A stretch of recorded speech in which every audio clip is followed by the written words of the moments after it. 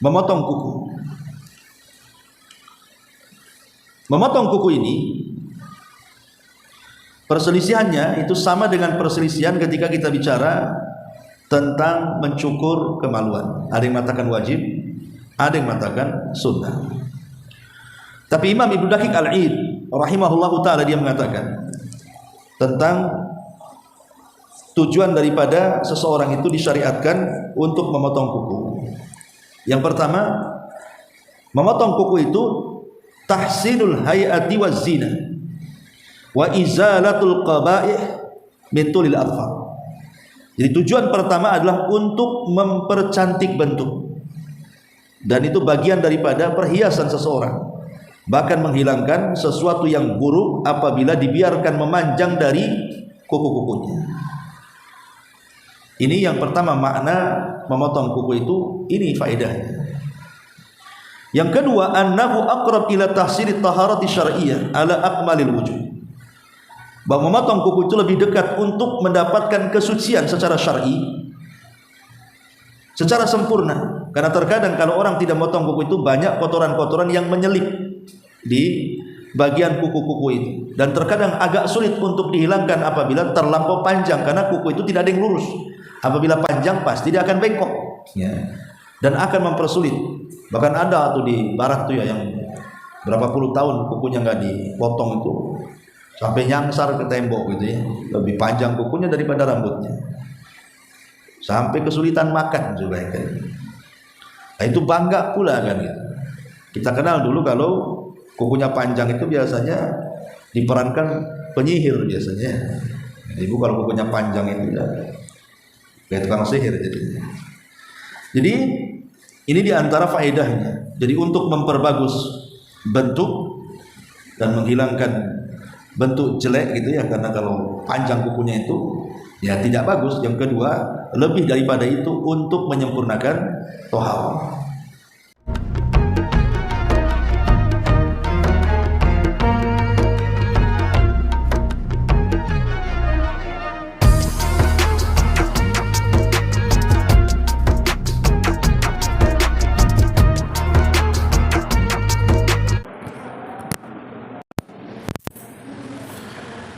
Alhamdulillah wassalatu wassalamu ala rasulillah wa ala alihi wa sahbihi wa mawala wa la hawla wa la quwata illa billahi wa ba'd. Alhamdulillah di siang ini kita bisa melanjutkan kembali kajian kitab Umdatul Ahkam, dan kita masuk pada halaman ke-29 pada nomor hadis 30. Kita baca hadisnya. An Abi Hurairah radhiyallahu anhu qala, sami'tu Rasulullah sallallahu alaihi wasallam yaqul al-fitratu khamsun, al-khitanu wal istihdadu wa qassu syaribi wa taqlimul adfari wa natful ibti. Dari Abu Hurairah radhiyallahu anhu, beliau berkata bahwa dia mendengar Nabi sallallahu alaihi wasallam bersabda, fitrah itu ada 5, yaitu berkhitan, mencukur bulu kemaluan, menggunting kumis, memotong kuku, dan mencabut bulu ketiak. Hadis ini dikeluarkan oleh Imam Bukhari dalam kitab Al-Libas dan juga Imam Muslim dalam kitab At-Taharah. Ma'asyiral muslimat yang dimuliakan Allah Subhanahu wa taala. Hadis ini menjelaskan kepada kita tentang 5 perkara yang merupakan sunnah harian. Karena fitrah di sini dijelaskan oleh para ulama, maksudnya adalah sunnah yang harus diikuti.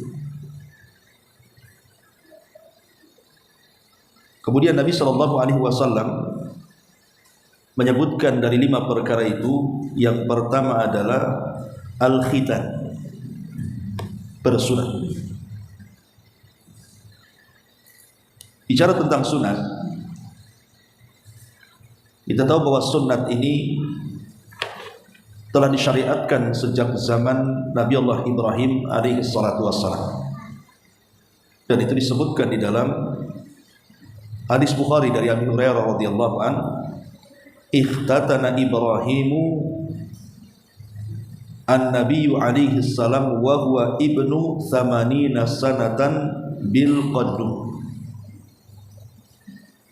Ibrahim melakukan khitan dan dia seorang Nabi Allah alaihi salam di usia 80 tahun. Dan dikhitan dengan menggunakan qaddum. Qaddum itu artinya kampak. Dari sini kita tahu bahwa syariat khitan ini sudah ada sejak zaman Nabi Allah Ibrahim, dan dialah yang memulainya. Yang kemudian dikenal setelahnya di kalangan orang-orang Yahudi, kemudian belakangan menjadi syariat dalam Islam. Makanya Raja Herakli ketika bermimpi bahwa kerajaannya akan ditumbang atau akan tumbang di tangan orang-orang yang disunat, dan itu mimpinya berulang-ulang, maka dia pun mengumpulkan orang-orang dan bertanya, siapa orang-orang yang disunat itu? Maka para pembesar di sekitarnya mengatakan ada kemungkinan orang-orang Yahudi, karena tidak ada yang disunat kecuali orang-orang Yahudi. Bahkan menawarkan diri, jika sang raja khawatir maka kami akan bantai semua orang-orang Yahudi. Tetapi ketika itu ada orang-orang Arab yang dipimpin oleh Abi Sufyan yang sedang melakukan perniagaan ke Syam. Tiba-tiba mereka ditangkap, kemudian diperiksa, dan mereka pun disunat. Dari sini kita tahu bahwa orang-orang Yahudi dan juga orang-orang Arab, walaupun mereka tidak Islam, itu sudah terbiasa disunat. Adapun orang-orang Arab tentu karena ada ajaran Nabi Ibrahim yang tersisa kepada mereka. Kemudian datang Islam, maka sunat bagian daripada sunnah harian yang harus dijalankan, karena ini bagian daripada kebersihan. Dan Nabi mengatakan at-tuhuru syatrul iman, kebersihan itu separuh daripada iman. Tentu para ulama berselisih pendapat tentang hukum sunat ini. Pertama, hukum sunat bagi laki-laki. Hukum sunat bagi laki-laki.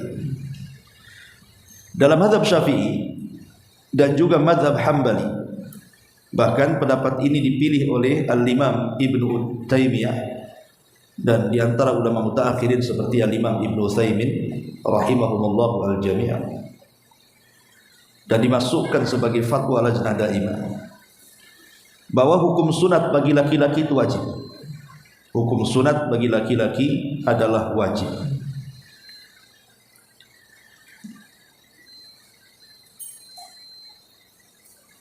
Dan juga dikuatkan pendapat wajibnya sunat ini oleh Al-Imam Asy-Sya'bi, kemudian Imam Auza'i, bahkan ini pendapat Malik dan Syafi'i serta Ahmad.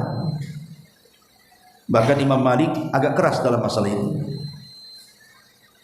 Jadi Imam Malik sangat keras terhadap orang yang tidak disunat, bahwa kesaksiannya ditolak dan tidak layak menjadi imam sholat.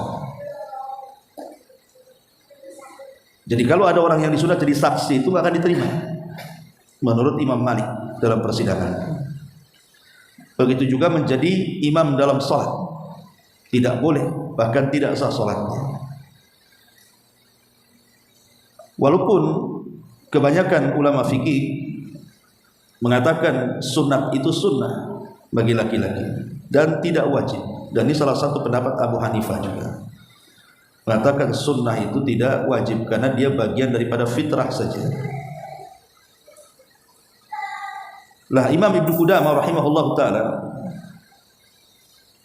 beliau juga mengatakan dalam kitabnya Al-Mughni, fa ammal khitan Adapun orang-orang yang bersunat, berkhitan, fawajibun 'alar rijali mukarramatun fi haqqin nisa'i.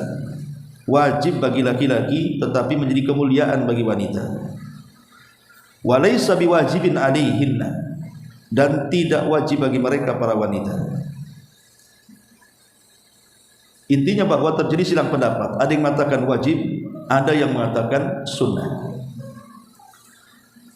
Adapun yang mengatakan wajib, dalilnya adalah surah An-Nahl ayat 123. Allah Subhanahu wa taala mengatakan, "Tsumma auhayna ilaika anittabi' millata Ibrahim hanifa wa ma kana minal musyrikin." Kemudian kami wahyukan kepadamu wahai Muhammad agar mengikuti agama Ibrahim yang lurus itu, karena dia bukan termasuk orang-orang yang berlaku syirik. Di sini ada perintah agar kita mengikuti agama Ibrahim, dan di antara syariat Ibrahim adalah berkhitan. Makanya ayat ini secara umum memerintahkan kita untuk mengikuti ajaran Ibrahim. Dan di dalam ajaran Ibrahim itu ada khitan, karena dia orang yang pertama kali di khitan atau disunat. Ini dalil yang pertama. Kemudian dalil yang kedua dari sunnah Nabi SAW yang menjelaskan tentang Ibrahim bersunat. Hadis yang tadi saya sudah jelaskan, hadis Bukhari dari Abi Hurairah radhiyallahu anhu. Bahkan ada perkataan Ibnu Abbas radhiyallahu anhuma. Beliau mengatakan, al-aqlafu la tajuzu sahadatu wa la tuqbalu lahu salatu wa la tuqalu lahu zabihatu. Al-aqlaf itu artinya laki-laki yang tidak sunat, tidak boleh jadikan saksi, tidak boleh, bahkan tidak diterima salatnya, dan tidak boleh dimakan sembelihannya. Ibnu Abbas radhiyallahu anhu sampai mengatakan, laki-laki yang belum disunat maka persaksiannya tidak dianggap, salatnya tidak diterima, dan sembelihannya tidak boleh dimakan. Menunjukkan bahwa sunat ini begitu penting dalam Islam bagi yang berpendapat wajib. Adapun yang berpendapat sunnah, karena hadis yang kita bahas ini dia bagian daripada fitrah, dan fitrah itu adalah sunnah, sehingga kemudian menganggap bahwa sunat itu hanya sunnah saja tapi tidak sampai kepada wajib. Tetapi pendapat yang kuat wallahu a'lam bahwa khitan atau sunat itu hukumnya wajib. Karena laki-laki yang tidak sunat, maka kulit yang tidak dipotong dalam kemaluannya akan menyimpan najis. Sehingga di antara syarat sah salat itu adalah bersih dari najis. Berarti kalau orang itu tidak sunat, berarti dia menerjang syarat sah salat. Dari sini kata para ulama bahwa orang yang tidak sunat itu yamna'u sihhatas salati, mencegah keabsahan salat. Kemudian juga khitan ini termasuk syiar, termasuk syiar-syiar Allah Subhanahu wa taala. Sehingga namanya syiar itu harus diketahui banyak orang, namanya syiar. Sebagaimana Allah mengatakan, wa man yu'azzim sya'airallah fa innaha min taqwal qulub. Siapa yang mengagungkan syiar-syiar Allah, maka itu menunjukkan ketakwaannya. Karena khitan ini juga sebagai pembeda antara muslim dan kafir.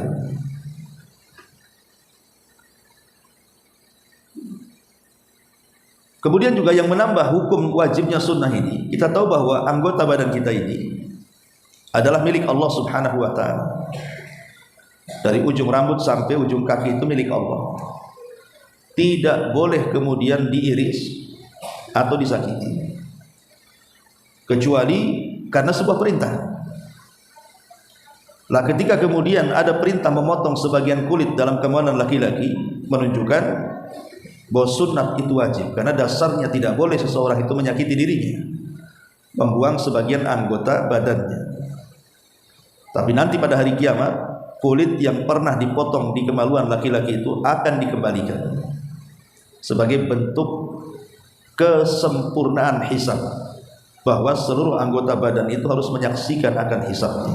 Makanya dikembalikan lagi, kembali tidak dikhitan. Ini hukum sunat bagi laki-laki. Adapun hukum sunat bagi wanita, maka menurut pendapat mazhab Hanafi, kemudian juga mazhab Maliki, dan ini juga satu riwayat dalam mazhab Syafi'i, dan yang dipilih oleh Al-Imam Asy-Syaukani, bahkan dipilih Syekh bin Baz, Syekh Utsaimin, dan kebanyakan para ulama, bahwa khitan bagi perempuan itu mustahabbatun fi haqqin nisa, disunnahkan bagi wanita. Dan ini pendapat yang kuat. Jadi bagi wanita khitan itu tidak wajib, dia sunnah, tapi bagi laki-laki wajib. Adapun dalilnya adalah hadis Aisyah radhiyallahu anha, dia mengatakan Nabi SAW bersabda, "Idza jalasa baina syu'abihal arba wa massal khitanul al-khitana faqad wajabal ghusl." Apabila suami istri sudah berjumpa 4 cabang masing-masing, artinya ketika hendak berhubungan suami istri berjumpa 4 cabang, tangan, kedua tangan dan kedua kaki, dan sudah bersentuhan 2 khitan, artinya kemaluan. Wa massal khitanul khitana, di mana kemaluan laki-laki sudah menyentuh kemaluan wanita. Di sini Rasul mengibaratkan kemaluan wanita disebut khitan juga. Faqad wajabal ghusl, maka telah wajib mandi walaupun tidak mengeluarkan sperma. Nah, di sini hadis ini menunjukkan bahwa wanita juga dikhitan. Karena bahasa Rasul itu wa massal khitanul khitana, dan khitan laki-laki berjumpa dengan khitan wanita. Berarti wanita juga dikhitan, itu maksudnya. Tetapi walaupun hadis ini menunjukkan para wanita dikhitan, tapi kan tidak menunjukkan dalam bentuk perintah. Ini hanya dalam bentuk kabar saja bahwa wanita itu dikhitan, sehingga tidak bisa sampai kepada taraf wajib. Kalau laki-laki kan dalam bentuk perintahnya, anittabi billata Ibrahim. Ma'asyiral muslimat yang dimuliakan Allah Subhanahu wa taala. Ditambah-tambah Nabi sallallahu alaihi wasallam mengatakan bahwa khitan bagi wanita itu adalah mukarramatun, dalam bentuk kemuliaan. Dalam bentuk kemuliaan. Taib. Adapun kenapa kemudian khitan ini atau sunat ini sangat dianjurkan dalam Islam, tentu ada faedah di dalamnya. Pertama, khitan ini merupakan kemuliaan syariat yang Allah tunjukkan untuk hambanya dalam rangka mengindahkan zahir dia dan batin dia, bahkan menyempurnakan agama Hanif Bapak Ibrahim alaihi salatu wassalam. Jadi dia masuk pada mempercantik diri. Yang kedua, sebagai tanda ubudiyah, sebagai tanda ubudiyah penghambaan kita kepada Allah Subhanahu wa taala. Karena dahulu sebelum ada khitan, maka banyak budak-budak itu yang ditandai dengan cara ditempelkan besi-besi panas kepada badan. Maka khitan ini juga bentuk perbedaan. Oh, Islam datang bahwa yang membedakan kita itu adalah khitan, bukan melukai anggota badan atau mengecap dengan besi-besi panas atau tato-tato dan yang semacamnya. Kemudian yang ketiga, khitan merupakan kebersihan itu sendiri. Karena tadi orang yang khitan itu pasti dia tidak akan membawa najis, dan najis itu kekotoran, dan orang yang khitan itu akan bersih dari najis. Adapun bagi wanita tentu berbeda ya fungsinya. Dzaliki afdhalil mar'ati wa ahabbu ilal baghli ilal ba'li. Kata Nabi Nabi SAW berkata kepada Ummu Atiyah ini, kepada wanita dari Madinah ini, jangan dihabiskan, maksudnya jangan terlalu berlebihan dalam berkhitan. Ketika memotong jangan berlebihan. Kenapa demikian? Karena sesungguhnya ia akan menguntungkan wanita itu dan akan lebih dicintai suaminya. Jadi wanita yang berkhitan itu lebih kepada kesehatan dan kecantikan. Bahkan dengan berkhitan ini dapat menetralkan nafsu syahwat. Jika dibiarkan tidak berkhitan, boleh jadi mungkin syahwat wanita itu akan sejajar dengan syahwat hewan. Lah dari perkara inilah makanya kemudian seorang wanita harus dikhitan juga, karena dikhawatirkan kemudian hormon dia nanti dalam hal syahwat itu akan sama dengan syahwatnya binatang.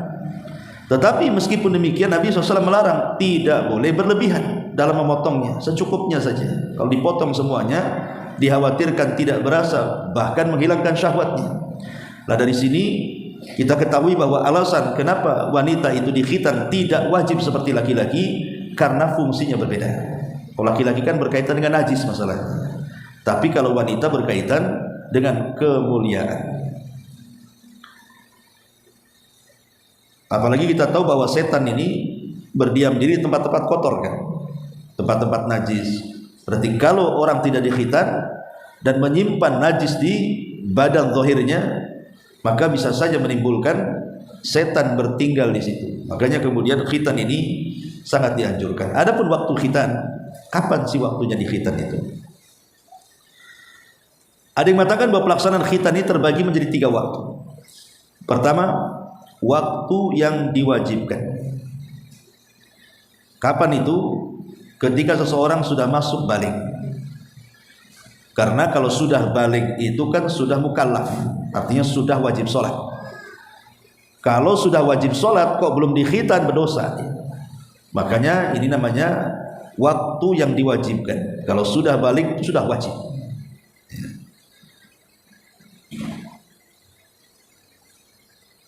Kemudian waktu yang kedua, waktu yang dianjurkan berkhitan. Waktu yang dianjurkan artinya tidak sampai wajib gitu maksudnya. Kapan itu? Waktu masih di bawah balik, masih kecil. Karena waktu usia 7 tahun itu kan Nabi mengatakan apa? Muru auladakum bis salati wa hum abna'u sab'in. Perintahkan anak-anakmu untuk salat di usia 7 tahun. Berarti sangat dianjurkan. Di usia 7 tahun itu laki-laki sudah dikhitan gitu maksudnya. Tetapi menjadi wajib kalau di usia 15 tahun. Karena baliknya laki-laki kan 15 tahun. Tapi dianjurkan di usia 7 tahun. Karena Rasul memerintahkan di usia itu anak-anak sudah harus dilatih sholat. Karena sudah harus dilatih sholat berarti orang tua harus memahamkan tentang bahayanya najis dalam sholat. Makanya sangat dianjurkan di bawah balik, di usia 7 tahun ke atas, laki-laki sudah dianjurkan dikhitan. Kemudian yang ketiga, waktu yang dibolehkan, seperti namanya 7 hari setelah kelahiran boleh langsung dikhitan, tapi tidak dianjurkan dan tidak diwajibkan, hanya boleh saja gitu ya. Taib. Intinya bahwa ini berlaku kepada laki-laki dan perempuan. 3 waktu ini berlaku kepada laki-laki dan perempuan waktu ini. Jadi bagi wanita juga sama, sangat dianjurkan sebelum dia balik kan gitu ya. Kalau sudah balik maka lebih dianjurkan, tapi tidak sampai ke tingkat wajib. Nah, sekali lagi hukum khitan bagi wanita kan tadi saya sudah jelaskan berbeda dengan hukum khitan bagi laki-laki. Masyaallah muslimat yang dimuliakan Allah Subhanahu wa taala. Ini yang pertama. Kemudian yang kedua, dalam hadis ini Nabi sallallahu alaihi wasallam mengatakan wal istihdad. Wal istihdad. Istihdad itu artinya mencukur bulu kemaluan. Adapun istihdad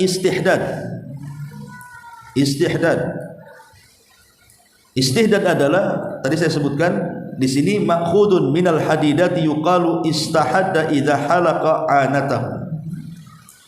Istahadda dalam bahasa Arab itu apabila seseorang mencukur bulu kemaluannya.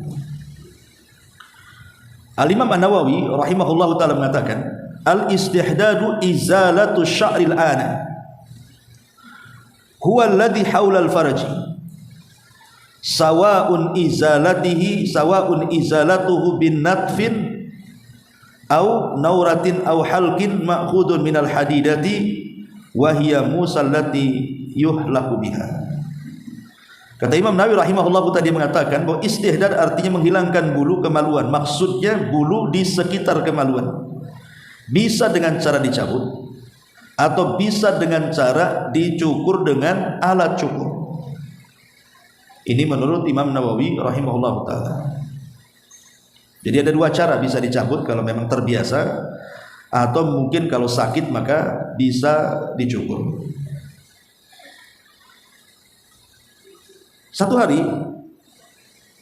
Jabir bin Abdullah radhiyallahu an bertanya kepada Nabi sallallahu alaihi wasallam tentang adab seorang laki-laki yang pulang dari safarnya. Maka Nabi SAW mengatakan, "Idza dakhalta lailan fala tadkhul ala ahli hatta tastahiddal maghibata." Kata Nabi SAW kepada Jabir, "Wahai Jabir, apabila engkau datang dari safar dan engkau datang di malam hari, maka jangan masuk dulu kepada keluargamu." Maksudnya jangan langsung mengagetkan keluargamu, memberitahu dulu kepulangannya sampai istrimu dia bisa mencukur bulu kemaluannya. Dari sini menunjukkan bahwa mencukur bulu kemaluan juga itu berlaku kepada laki-laki dan kepada wanita. Karena Nabi SAW juga di sini mengatakan kepada Jabir, memberikan kesempatan istrinya untuk mencukur dulu baru kemudian dia masuk. Tetapi tentang hukum mencukur bulu kemaluan ini, jumhurul fuqaha, jumhur ahli fikih mengatakan hukumnya sunnah. Mencukur bulu kemaluan ini hukumnya sunnah. Itu jumhur ulama. Kenapa? Karena dimasukkan dalam bab fitrah di sini. Khamsun minal fitrah. Sehingga dari sini jumhur mengatakan karena dia bagian dari fitrah, artinya sunnah. Berarti mencukur bulu kemaluan tidak sampai kepada wajib. Dan itu disebutkan oleh Imam Ibnu Qudamah di dalam kitabnya Al-Mughni bahwa al-istihdadu mustahabun li'annahu minal fitrah. Bahwa mencukur bulu kemaluan itu sunnah karena dia bagian daripada fitrah. Tetapi sebagian para ulama yang lain seperti yang dikatakan Ibnul Arabi menggunakan alif lam, Ibnu Al-Arabi, bahwa mencukur bulu kemaluan itu wajib. Wajib, ya. Artinya tidak sampai kepada tingkat sunnah. Bahkan ada hadis dari Zaid bin Arqam radhiyallahu an, Nabi SAW mengatakan, "Man lam ya'khud min syaribihi falaysa minna." Barang siapa yang tidak memotong kumisnya bagi laki-laki, maka bukan umat. Pendalilannya adalah kalau memotong kumis saja bagi laki-laki, kalau memotong kumis bagi laki-laki dikatakan laisa minna, dan kalimat laisa minna ini menunjukkan dosa besar. Dosa besar gitu ya. Maka bagaimana pula dengan bulu kemaluan? Itu namanya qiyas aulawi. Kalau kumis saja wajib, maka mencukur bulu kemaluan lebih wajib lagi. Ini pendalilan dari Ibnul Arabi dan orang-orang yang mengatakan bahwa mencukur kemaluan itu wajib. Jadi ada yang mengatakan sunnah, ada yang mengatakan wajib.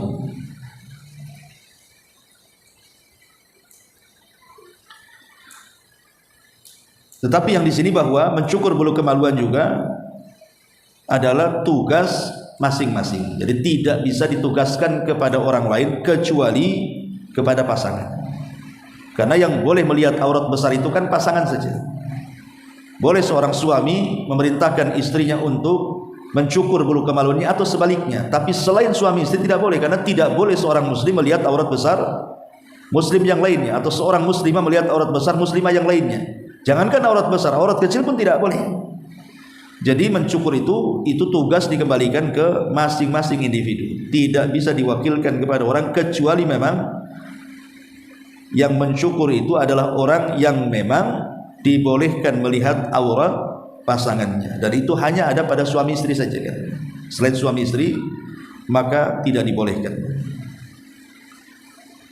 Taib, ini tentang mencukur bulu kemaluan. Kemudian Nabi SAW mengatakan waqassu asyarib, waqassu asyarib, dan mencukur kumis. Tentang mencukur kumis, tentu hukumnya sama juga dengan mencabut ketiak, bagian daripada fitrah. Karena kalau kita simpulkan bulu-bulu dalam badan kita ini, ada yang dianjurkan dipotong, ada yang tidak boleh dipotong, ada yang boleh dipotong. Ya, jadi bulu-bulu dari badan kita dari atas sampai ke bawah ini, ada yang dianjurkan bahkan wajib menurut sebagian ulama atau sunnah. Ada juga yang haram, tidak boleh dipotong. Tapi ada juga yang dibolehkan, tapi tidak sampai kepada tingkat wajib ataupun sunnah gitu ya. Adapun bulu-bulu yang memang harus dihilangkan dan tidak boleh dibiarkan, ya seperti dalam hadis ini, tidak boleh membiarkan bulu ketiak sehingga memanjang, harus dipotong. Ya tentu hikmahnya sebagian ulama mengatakan supaya menghilangkan bau dari ketiak dan bisa menghaluskan. Minimalnya menghilangkan bau, itu tujuan utamanya menghilangkan bau, karena memang tempat-tempat yang dalam badan kita, lekukan-lekukan badan yang banyak mengeluarkan bau itu dari ketiak. Maka dengan mencukur atau menghilangkan bulunya bisa mengurangi bahkan menghilangkan bau dari ketiak. Kemudian yang kedua, ya tadi mencukur bulu kemaluan itu dianjurkan. Termasuk juga di sini mencukur bulu kumis. Karena Nabi SAW memerintahkan qassu asyawarib, cukurlah bulu kumismu, maksudnya bagi laki-laki. Dan bagi wanita pun yang ada kelainan kan, kadang ada sebagian wanita itu cuma berkumis kan itu, walaupun tipis gitu. Maka kalau sudah menyerupai laki-laki harus dicukur. Ya, kalau sudah mungkin udah menebal gitu ya sehingga akan menyerupai wajah laki-laki, cepat cukur supaya tidak disangka itu laki-laki. Kemudian juga rambut yang kedua boleh dihilangkan, boleh dibiarkan. Artinya ini boleh-boleh saja. Ini kalau yang tiga kan itu memang harus dihilangkan ya, kumis, bulu kemaluan ataupun bulu ketiak ya. Tapi ada bulu itu ya bisa dihilangkan, bisa tidak. Seperti contohnya rambut kepala. Rambut kepala, Nabi SAW mengatakan man kana lahu sya'run falyukrimhu. Barang siapa yang memiliki rambut hendaklah dia memuliakan. Imam Nawawi ketika mengatakan siapa yang memiliki rambut hendaklah dia memuliakannya, dia mengatakan maksud memuliakan di sini artinya merapihkan, membersihkan, memberikan minyak-minyak dan haruman. Jangan ataupun termasuk menyisirnya. Inilah diantara makna memuliakan rambut. Jadi merapihkan ya dengan cara mencukur, jangan acak-acakan kayak Tarzan kan itu. Kemudian juga membersihkannya dengan cara disampo, ataupun memberikan harum-haruman dengan cara diberikan minyak rambut gitu, ataupun menyisirnya supaya lebih rapi. Itu arti memuliakan rambut. Karena Rasul mengatakan man kana lahu sya'run falyukrimhu. Barang siapa memiliki rambut hendaklah dia memuliakannya. Dan Nabi SAW biasa memberikan minyak kepada rambutnya. Tetapi walaupun Islam ini membolehkan merawat rambut, bahkan dianjurkan untuk memuliakannya, tapi tidak boleh berlebihan. Seperti nyisir tiap jam itu tidak boleh. Karena Nabi SAW mengatakan di Abdullah ibn Mughaffal radhiyallahu anhu, dia mengatakan naha Rasulullah sallallahu alaihi wasallam anit tarajjuli illa ghibban. Rasul melarang menyisir rambut kecuali ghibban. Ghibban itu artinya satu hari menyisir, satu hari tidak. Ya, satu hari menyisir, satu hari tidak. Jadi sisir itu boleh, ya, tapi jangan kemudian setiap saat itu maksudnya. Ya, jarang-jarang, sekali-kali gitu. Karena bagaimanapun Islam sangat melarang berlebihan. Karena ingat zaman dulu itu kan Bu, Sisir itu biasanya melebihi dompet. Kalau zaman orang-orang jadul, kalau keluar gak bawa sisir, kalau bapak-bapak tanyalah bapak-bapak yang tua-tua tuh, ya, itu kalau lupa bawa sisir balik dia. Kayak zaman sekarang ini lupa tinggal handphone, itu cari handphone gitu ya. Nah kalau bapak-bapak zaman dulu kalau keluar lupa gak ada sisir di belakang, balik dicari dia. Itu andalannya itu. Intinya bahwa tidak boleh berlebihan di dalam mengurus rambut juga. Nah, rambut kepala ini boleh dicukur dengan syarat memotong semua bagiannya. Ibu bilang sama bapak boleh mencukur, tapi jangan sampai sebagian dicukur, sebagian ditinggalkan. Itu namanya qaza. Nabi SAW mengatakan ihliku kullahu awitruku kullahu. Cukurlah semuanya atau biarkan semuanya. Karena Nabi SAW disebutkan dalam hadis Abdullah bin Umar itu, naha Rasulullah SAW anil qaza'i. Rasul melarang dari qaza. Imam Ibnul Qayyim, maksudnya qaza itu mencukur sebagian dan membiarkan sebagian. Karena ada orang tuh yang tipis sekali sininya ya, tapi tengahnya penuh gitu ya. Atau cuma dicodet-codet sininya, tapi sebagiannya tidak. Maka tidak boleh cukur semuanya, harus kena semua rambut itu. Jangan dibiarkan separuh kemudian dibiarkan dicukur separuhnya. Termasuk juga kita lihat ya, kalau anak-anak akikah, ada sebagian mencukur rambut anak itu hanya syarat saja, ya kan? Diambilnya sedikit dicukur, itu kan qaza.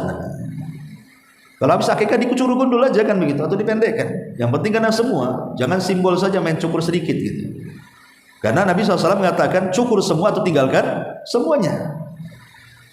Itu bagian daripada qaza.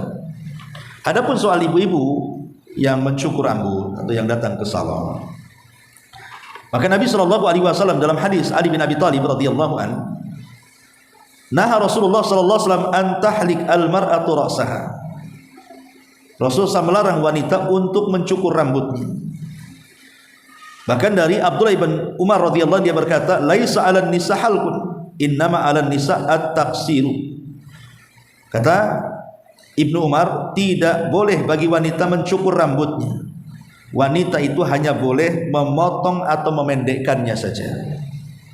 Jadi bukan dicukur kayak laki-laki, enggak gitu. Perempuan itu cukur dipotong saja. Bukan dicukur, kalau dicukur kan diambil semuanya. Ya, tetapi kalau dipotong kan cuma bagian yang di bawahnya saja, gitu maksudnya. Tetapi walaupun demikian, kalimat memendekkan di sini, kata Syekh Utsaimin rahimahullahu taala, tidak boleh sampai menyerupai laki-laki. Boleh memendekkan, tapi jangan sampai menyerupai laki-laki, karena tidak boleh kita ini tasyabbuh seorang laki-laki dengan perempuan atau perempuan tasyabbuh dengan laki-laki. Ini rambut yang dibolehkan untuk dipotong ataupun dibiarkan. Adapun yang dilarang ya seperti memangkas janggut dan yang lainnya. Intinya bahwa inilah rambut-rambut dalam badan kita. Mana yang harus dipotong, mana yang harus dibiarkan, mana yang dibolehkan dipotong ataupun dibiarkan. Wa qassus syaribi, dan memotong kumis. Jadi memotong kumis di sini boleh juga ya menghabiskan, boleh juga dengan cara merapihkan. Boleh juga menghabiskan ataupun merapihkan. Tetapi zaman dulu orang-orang Yahudi, mereka berbangga dengan kumis-kumis mereka. Maka ketika kemudian ada orang Islam yang justru lebih cinta dengan kumis dan dia memotong janggutnya, berarti tasyabbuh dengan orang Yahudi. Kan banyak tuh, ya. Ada laki-laki itu yang kumisnya kayak Pak Raden gitu ya, tapi dicukur pula janggut dia kan. Maka harusnya dibalik. Ya, itulah untuk membedakan kita dengan orang kafir. Maka bilang sama suami, panjangkan janggutnya, cukur kumisnya. Itu perintah Nabi dalam rangka menyelisihi orang-orang kafir. Baik. Kemudian taklim al-adfar. Taklim al-adfar. Memotong kuku. Memotong kuku ini perselisihannya itu sama dengan perselisihan ketika kita bicara tentang mencukur kemaluan. Ada yang mengatakan wajib, ada yang mengatakan sunnah. Tapi Imam Ibnu Daqiq Al-Id rahimahullahu taala dia mengatakan tentang tujuan daripada seseorang itu disyariatkan untuk memotong kuku. Yang pertama, memotong kuku itu tahsinul hayati waz zina wa izalatul qaba'ih min tulil adfar. Jadi tujuan pertama adalah untuk mempercantik bentuk, dan itu bagian daripada perhiasan seseorang, bahkan menghilangkan sesuatu yang buruk apabila dibiarkan memanjang dari kuku-kukunya. Ini yang pertama, makna memotong kuku itu, ini faedahnya. Yang kedua, annahu aqrab ila tahsilit taharati syar'iyyah ala akmalil wujud. Bahwa memotong kuku itu lebih dekat untuk mendapatkan kesucian secara syar'i, secara sempurna. Karena terkadang kalau orang tidak memotong kuku itu banyak kotoran-kotoran yang menyelip di bagian kuku-kuku itu, dan terkadang agak sulit untuk dihilangkan apabila terlampau panjang, karena kuku itu tidak ada yang lurus. Apabila panjang pasti dia akan bengkok, ya, dan akan mempersulit. Bahkan ada tuh di barat tuh ya yang berapa puluh tahun kukunya nggak dipotong itu sampai nyangsar ke tembok gitu ya, lebih panjang kukunya daripada rambutnya, sampai kesulitan makan juga kan.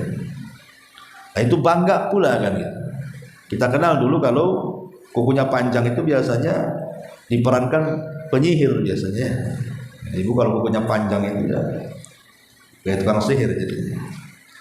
Jadi ini diantara faedahnya. Jadi untuk memperbagus bentuk dan menghilangkan bentuk jelek gitu ya, karena kalau panjang kukunya itu ya tidak bagus. Yang kedua, lebih daripada itu untuk menyempurnakan tohal.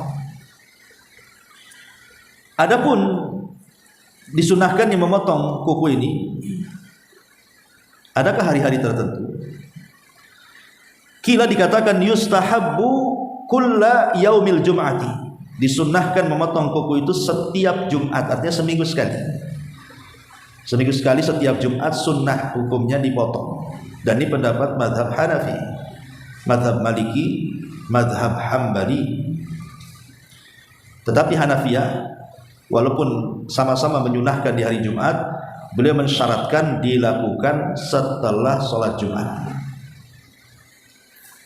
Tetapi mazhab Hambali justru terbalik.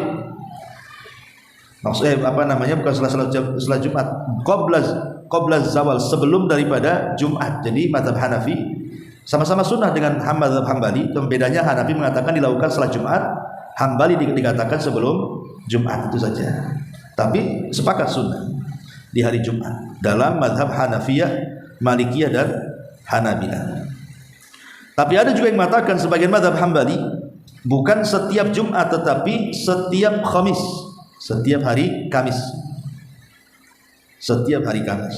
Tapi ada juga dalam pendapat yang lain, maksudnya yukhayyar, dipilih, bisa hari Jumat, bisa hari Kamis, atau bisa di hari-hari yang lain, yang jelas pekan sekali. Kemudian Imam Nawawi memberikan catatan, inna tauqita fi taqlimil adfari mu'tabarun bituliha famata talat qallamaha wa yakhtalifu dzalika bi ikhtilafil ashasi wal ahwal. Tetapi Imam Nawawi justru dia mengatakan bahwa pemberian waktu untuk mencukur kuku, memotong kuku itu kembali kepada panjang dan tidaknya kuku. Ketika kukunya panjang, potong, itu maksudnya. Ya, dan itu terlihat sesuai dengan perbedaan orang. Kadang ada orang yang cepat pertumbuhan kukunya, berarti cepat pula dipotong. Ada yang lambat pertumbuhannya, ya lambat pula dipotongnya. Nah, kata Imam An-Nawawi rahimahullah ta'ala seperti ini. Tapi kalau kita ada sebagian asar dari salaf, seperti Sufyan Ats-Tsauri rahimahullah ta'ala, beliau kalau memotong kuku itu hari Kamis. Ketika ditanya, kenapa kau potong kuku hari Kamis wahai Sufyan? Maka Sufyan Ats-Tsauri mengatakan, karena besok Jumat saya harus bersih. Jadi kenapa itu alasannya hari Kamis. Tapi ini kan hanya ijtihad para ulama, ya, tidak ada dalil tentang hari-hari. Intinya kata Imam Nawawi, kalau udah panjang potong, gitu saja, ya. Baik, kemudian yang terakhir di sini wa natful ibti, mencabut bulu ketiak. Mencabut bulu ketiak ini termasuk daripada fitrah. termasuk daripada fitrah. Dan ada yang mengatakan bahwa sebaiknya tidak dibiarkan bulu ketiak ini melebat lebih daripada 40 hari. Lebih daripada 40 hari. Artinya 40 hari ke bawah itu sudah harus dicabut atau dicukur. Berdasarkan riwayat Anas bin Malik radhiyallahu an, waqata lana fi qassi syaribi wa taqlimil adfari wa natfil ibti wa halqil anati alla natruk akthar min 40 lailatan.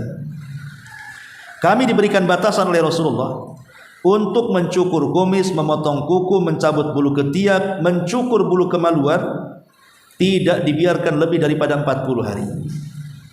Berarti batasan mencukur bulu ketiak menurut Anas bin Malik radhiyallahu an mengambilkan fatwa dari Nabi, maka tidak boleh lebih dari 40 hari. Adapun hikmahnya tentang mengapa harus dicabut, bukan dicukur saja, tapi ada orang yang memang dicabut karena sudah terbiasa, nggak sakit. Tapi ada yang tidak terbiasa, kalau dicabut itu menjerit-jerit, akhirnya dicukur ya dengan alat. Kata beliau, kata Syekh Al Hasan bin Abdu As-Sattir An-Nu'mani berkata, inna rabbana subhanahu wa ta'ala ma wada'a lana tashri' illa bihikamihi. Sesungguhnya Rabb kita subhanahu wa ta'ala tidaklah mensyariatkan kecuali ada hikmah-hikmah di dalamnya. Maksudnya dalam mencabut bulu ketiak. Ya, saya terjemahkan saja. Sebagaimana pemahaman para ulama adalah mencabutnya bermanfaat sesuai dengan keadaan di ketiak tersebut. Karena menjadikan ketiak bisa lembut, bisa terjaga, bahkan bisa mencabut akar rambut dari asalnya dan mencegah dari bau yang tidak enak, yang tidak sedap yang keluar dari ketiak. Jika dicukur maka bisa menambah lebatnya bulu ketiak. Makanya sebisa mungkin dicabut, bukan dicukur. Karena dicukur biasanya kan akan tumbuh lebih lebat lagi. Jadi yang tadinya daerah yang tidak tumbuh gara-gara dicukur akhirnya makin banyak pula, makin lebat. Kalau dicabut maka di situ-situ saja gitu maksudnya. Jika dicukur maka bisa menambah lebatnya bulu ketiak, membuat kulit menjadi tebal dan kaku, serta bisa menjadi tempat timbulnya baut yang tidak enak. Oleh karena itu yang lebih afdal adalah mencabut. Akan tetapi memang sebagian orang terasa berat karena boleh jadi mungkin sakit ketika dicabut. Kemudian kata beliau, tentunya ketika mencabut bulu ketiak harus memperhatikan tentang kebersihan alat. Lebih baik dilakukan setelah mandi, itu lebih sehat karena terkadang ada beberapa hal yang bisa menimbulkan penyakit, sehingga lakukanlah setelah mandi. Ini perkataan Syekh Hasan bin Abdul As-Sittir An-Nu'mani. Kemudian Imam Ibnu Qudamah rahimahullah ta'ala mengatakan wa natful ibti sunnatun, mencabut bulu ketiak adalah sunnah, li'annahu minal fitrati, karena dia bagian daripada fitrah dan meninggalkannya adalah kurang bagus. Jika dihilangkan dengan mencukur atau dengan tawas nurah, maka boleh, sedangkan mencabutnya lebih afdal karena mencocoki hadis, karena perintahnya mencabut bukan mencukur. Natf itu artinya mencabut. Jadi kalau dia mencabut maka sangat mencocoki hadis, gitu maksudnya. Kemudian qala al-Harb, berkata Harb, qultu li Ishaq, aku katakan kepada Ishaq ibn Rahawayh, natful ibti ilaika, mencabut rambut ketiak lebih engkau sukai ataukah menghilangkan dengan obat perontok, dengan tawas dan yang semacamnya? Qala, maka Imam Ishaq ibn Rahawayh mengatakan mencabutnya itu lebih utama jika seseorang punya kemampuan, maksudnya tidak sakit gitu ya. Tapi dibolehkan juga seandainya ada obat-obatan yang bisa merontokkan dan cepatkan. Sekarang kan banyak alat-alat tuh, kayak tempel langsung dicabut kena semuanya kan, macam-macam alat-alat itu. Atau diberikan obat supaya tidak tumbuh lagi, maka tidak ada masalah. Tetapi kalau seandainya dicabut, maka itu mencocoki sunnah, karena setiap ibu mencabut bulu ketiak dalam waktu di bawah 40 hari, berarti setiap itu ibu dapat pahala kan. Tapi kalau mau menggunakan obat supaya tidak tumbuh lagi, ya selesailah itu sunnahnya. sekali saja waktu meleskan obat kan. Jadi ibu nggak ada kegiatan akhirnya selama 40 hari itu. Jadi nggak ada kegiatan sunnah ya.